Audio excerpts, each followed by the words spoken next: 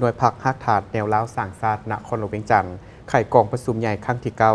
ซึ่งใน5 ปีผ่านมาหน่วยพักสามารถรักษานามยศหน่วยพักปลอดใสเข้มแข็งนักแน่น5 ปีติดต่อกันกองประชุมดังกล่าวได้จัดขึ้นในวันที่ 4 เมษายน 2025 อยู่ที่ห้องว่าการปกครองนครหลวงเวียงจันทน์โดยการเป็นเกียรติเข้าร่วมของสหายอนุภาพตุลาลมเลขาธิการศูนย์กลางพรรคเลขาคณะพรรคประธานสภาประชาชนนครหลวงเวียงจันทน์สหายถนอมธรรมทองเลขาหน่วยพรรคฮักฐานแนวล้าวสร้างชาตินครหลวงเวียงจันทน์ได้ผ่านทางรายงานการเมืองต่อกองประชุมใหญ่ซึ่งใน5 ปีผ่านมาได้ขยายมหาชนก้าวหน้าเข้าเป็นสมาชิกพรรคได้3 สหายได้เปิดกองประชุมดำเนินการเมืองปรับปรุงปัวแปลงพรรคกลางสมัยปี 2022 สำเร็จหน่วยพรรคยังสามารถรักษานามยศหน่วยพรรคปลอดใสเข้มแข็งนักแน่น5 ปีติดต่อกันได้เอาใจใส่จัดตั้งเสริมซึมผ่านขยายบรรดามติคำสั่งคำแนะนำของขันเทิงเกี่ยวกับเวียกงานกวดกาติดตามและปฏิบัติระเบียบวินัยของพรรคและกฎหมายของรัฐ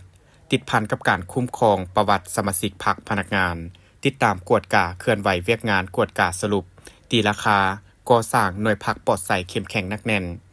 กวดกาการเคลื่อนไหวปฏิบัติหน้าที่ของสมาชิกพรรคพนักงานรัฐกรและการปฏิบัติหน้าที่การเมืองของแนวล้าวสร้างชาติ9 ตัวเมืองให้มีประสิทธิภาพและประสิทธิผลสูงการพัวพันสังคมของบรรดาสมาชิกพรรคเป็นประจำสกัดกั้นการส่อลาดบังหลวงและปรากฏการณ์ย่อท่ออื่น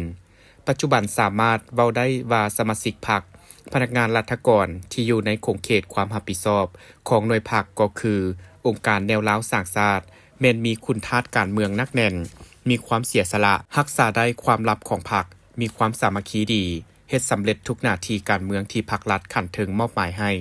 ได้ผันขยายมติกองประชุมใหญ่ของแนวล้าวสร้างชาติออกเป็นแผนงานโครงการ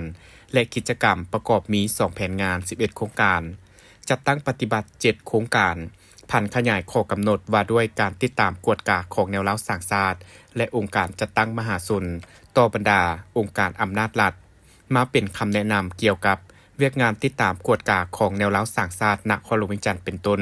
ออกแจ้งการทั้งหมด10 ฉบับขึ้นแผนคัดเลือกเป้าหมายผู้เข้าร่วมและจัดฝึกอบรมเวียกงานกวดกาให้พนักงานลักแรงทั่วนครหลวงเวียงจันทน์2 ครั้งสั่งรวมคำคิดคำเห็นหางเสียงสังคมต่อศูนย์กลางแนวล้าวสร้างชาติเพื่อประกอบคำเห็นต่อกองประชุมสมัยสามัญของสมาชิกสภาแห่งชาติสุดที่ 9ได้ประกอบคำเห็นต่อกองประชุมสมัยสามัญของสภาประชาชนนครหลวงเวียงจันทน์พร้อมนี้ยังได้สมทบกับศูนย์กลางแนวล้าวสร้างชาติภาคส่วนเกี่ยวข้องแก้ไขปัญหาที่เกิดขึ้นเป็นต้นหางเสียงของสังคม